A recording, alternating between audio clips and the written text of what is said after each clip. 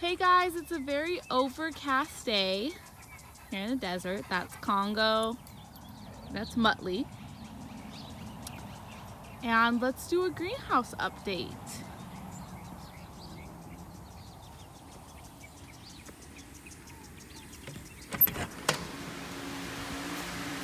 I know in my last video the fans were very loud, so I won't make that mistake this time, and I'll cut off both of my fans. Okay guys, let's see what is new. Might as well just start right here with this beautiful Sedirea japonica. This bloomed for me about a week ago. The fragrance is just starting to come in. I think what initiated the spike in flowers was my cold nights. It got down to 45 sometimes in here at nighttime with relatively warm, sunny days. It got a lot of morning light, and yeah, so it put on a pretty good spike for me. I got this one from Andy's Orchids in either October, November. So I don't feel like I can take full credit for it. The spike came in February. Either February or January, I can't really remember. But I still don't feel like I can take full credit for these. I was just able to keep it happy. And hopefully it was able to bloom, it'll bloom next year as well. Then, which was a big surprise, is another orchid from Andy's Orchids, my Maxillaria tenuifolia. And I noticed a few days ago that I have a bunch of buds. Bud here, bud growing up against the mount here. Then I have about 3 other ones. And this one, I mean, I've watered it every day since I've had it. It's gotten cold temperatures at night, relatively warm during the day. Super, super excited about this one. I had this orchid when I first started growing orchids, but I managed to neglect it, and then it died, and so this is my second one. I got it around the same time I did the Sedirea japonica. So yeah, I was super, super surprised to see buds, but I'm so excited about this one. My Angrecum out of bloom, I already cut the spike, and the 2 little keikis seem to be growing well. Nothing much here. Gustavia Augusta, not doing much. My ylang ylang struggling a lot. It hates the cold, but I tried to keep my greenhouse as warm as possible, but it just wasn't working. My Rhynchostylis gigantea getting a new leaf. And I just watered everything in here. That's why everything is so wet. We have my little Hoya station. Look how red these leaves are. I'm not sure if it's too much sun or... But a lot of the, what I've decided is, this is my first year with my greenhouse. It's gonna start getting really, really hot soon. And I'm gonna try my best to keep it below, or not go above 90, 95, but that's gonna be a struggle. My summers are 115 sometimes even 125. And it's definitely gonna be a struggle keeping my greenhouse cool. I'm thinking about getting, you saw in the beginning of the video, I have shade cloth just draped over the outside of my greenhouse. And then I also have the interior shades, but for the summertime, I'm gonna have to figure something else out. I'm gonna have to, what I think I'm gonna do is I'm gonna get a total exterior shade built. Kind of like a carport, but for my greenhouse. Then let's go to the massive orchid side. I went to the Pacific Orchid Expo in San Francisco, And I picked up some new orchids that you guys will see. We got my Dendrobium Kingianums here. This one I picked up at the orchid show from Beni Oggi. Just a variegated version of Dendrobium Kingianum. This one I got from Andy's Orchids. Really needs to be repot. It's busting out of its pot. Then we have my Aerides odorata, doing well. Roots are going crazy. Very healthy, very green. Then we have the Aerides falcata that I believe this to be cold damage here. And then there's a little bit here. But I'm not too worried about it. I mean, yes, I would love all my leaves to look pristine, but I've realized that I can't, it's like you hope for that, and then when they get damaged, you get so upset that you kind of just have to realize, listen, they're plants, they're living things, they're gonna get bumps and bruises along the way, deal with it. Then we have my Aerides houlletiana that is getting a spike. I'm so excited about this. This is one of my all-time favorite orchids in the world. This one in particular, this particular plant I haven't seen bloom. I got this from Moat's Orchids last year. So I'm hoping that it's actually a houlletiana. You never know. This one I thought was houlletiana, but it bloomed for me about 3 years ago, and it was a falcata.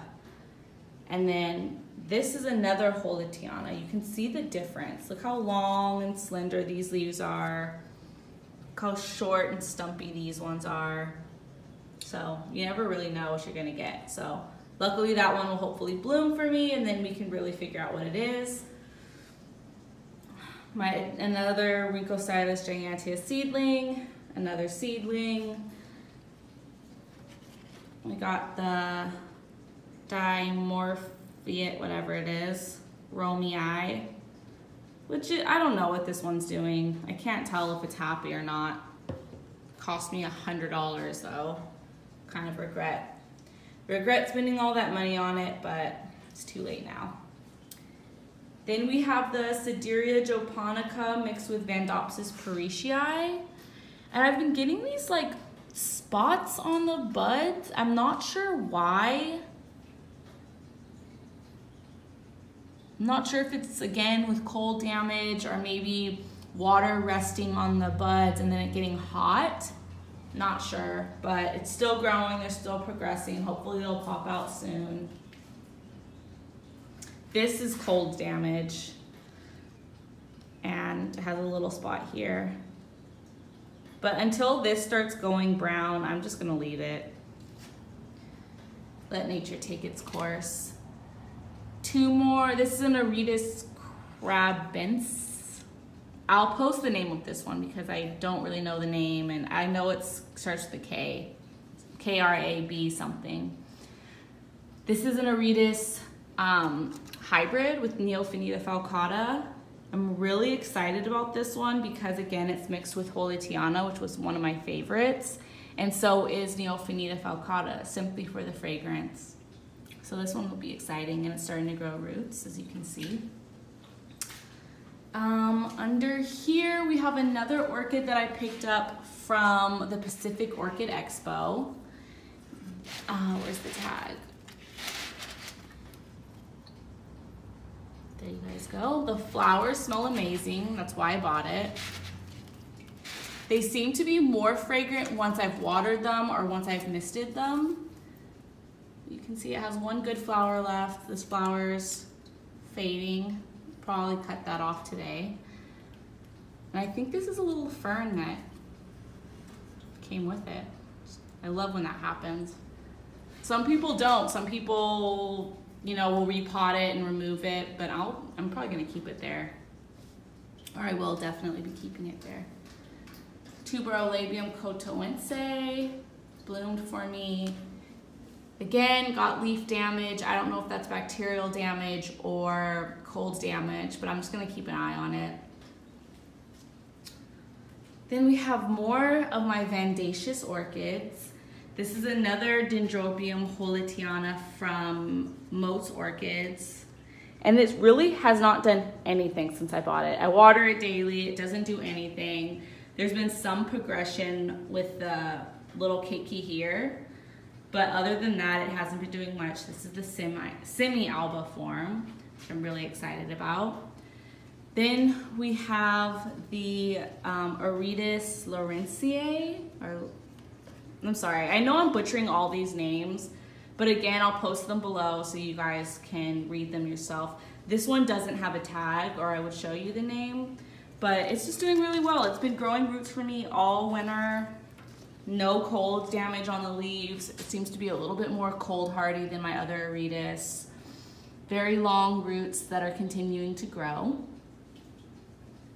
Then we have the Rhynchostylis retusa, which I've showed you guys before, has 3 spikes that I found months ago. They've stalled because my my nights are still cool. I don't know if they're gonna continue to grow now that it's getting warmer, or if they're just gonna blast and not grow at all. Then we have this one that I also picked up at the orchid show. It wasn't in bloom when I bought it. It just had 2 small, here's the name, just had 2 small buds, and they're starting to fade. The colors in the lip were a lot more vibrant before, so you can just tell that they're on their last days. We have the Dendrobia secunda here, which I love. I don't know why it's listed as a fragrant orchid, because it has absolutely no fragrance in my environment. But look how cute those are. I love them. We have my beautiful Dendrobium Micro-Chip, just starting to crack open, over 20 spikes. Most of them have at least 4 to 5 buds on them, on each spike. So yes, very, very exciting. I love this. This is one of my favorites and most oldest orchids. My Cattleya walkeriana is starting to push out new growth here, and then there's one under here. When I got this one from Andy's Orchids, and she said it was a couple years from being blooming size. So just happy it's growing. What else do we got? Picked up a couple of these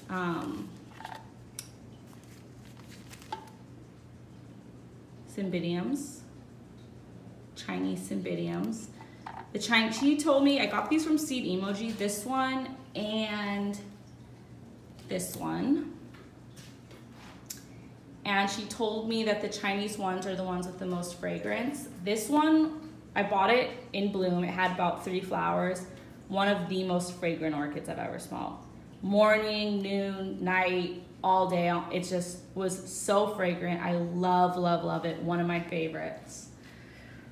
Then we have my little Neofinetia falcata area. This is a hybrid with Rhynchostylis gigantea. This one is one of my new favorite Neos. Just love the color. Doing well. This one I also bought at the Pacific Orchid Expo. It's actually one of the parents of the Dendrobium Micro-Chip, I think. Or the aberrance, I know is. I don't think Woodsy Eye is in the Dendrobium Micro-Chip. Also starting to fade. Then we have this beauty. And I believe it's an Arpophyllum.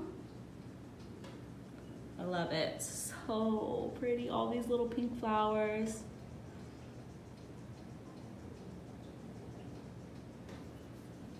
Not fragrant, but beautiful. We have my Dendrobium anosmum? No, Dendrobium amethystoglossum. And you can just see how, so I thought like, oh my God, I'm getting so many spikes on this one. And then I'm getting a couple pushing out on here.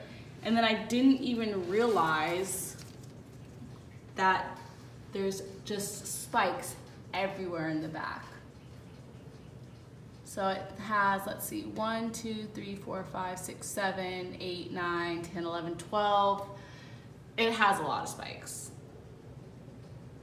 So this one will be putting on quite a show if I can keep it happy. So cool. You can see the spike is really cool.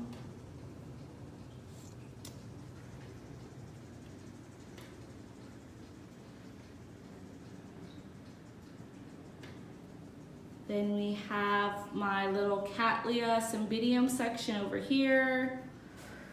This little one, I don't know if it's blooming size,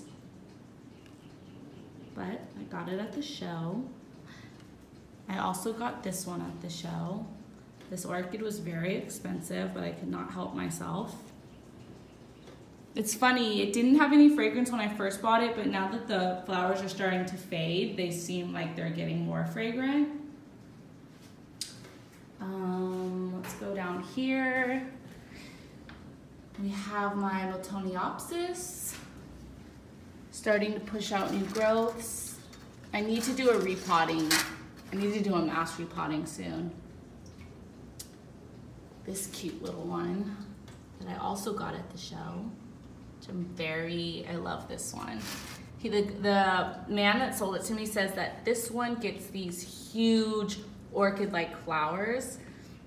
And then this one, what I purchased are these little paniculas, but what I really wanted was this grassy stuff that you see here. When that grass blooms, these tiny, you can kind of see the remnants of it, the brown little spikes coming out. They bloom the cutest, tiniest, they look just like orchids. And I've always had the dream of putting them in different pots, and then like, you know, I have my big orchid and then I just have this grassy little orchids coming in. So hopefully this will bloom for me and I can show you guys. I love, love, love, love, love. I can't remember what they're called, but when they bloom, I'll make sure to put the names down for you guys and everything. This one and this one just popped up. They're relatively fast growers too. Then we have my little Lycaste section. Nothing happening with them, no new growths, no nothing. I'm so confused whether I should be watering them or not. So I do water them every few days. They just got watered today. This one has this grass coming out. Don't know what it is. But like I said, I like that kind of stuff, so I'm just gonna leave it. We have my Rhynchostylis schlimmii that is pushing out a new bud here. Its flower just fell off.